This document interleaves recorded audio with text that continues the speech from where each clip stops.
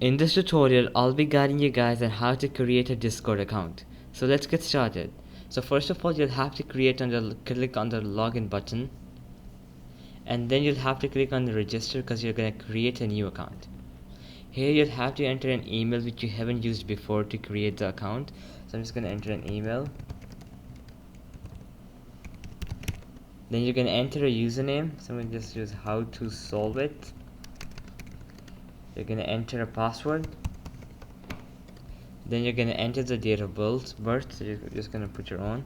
September 13th 2000. You can put any you want.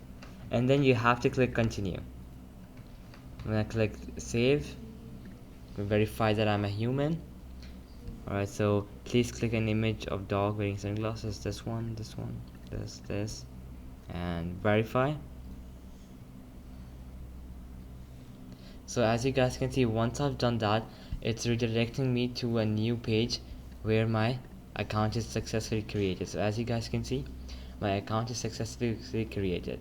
So alright guys, that'll be it for the video. I hope it helped you out, and I'll be seeing you next time. Peace out.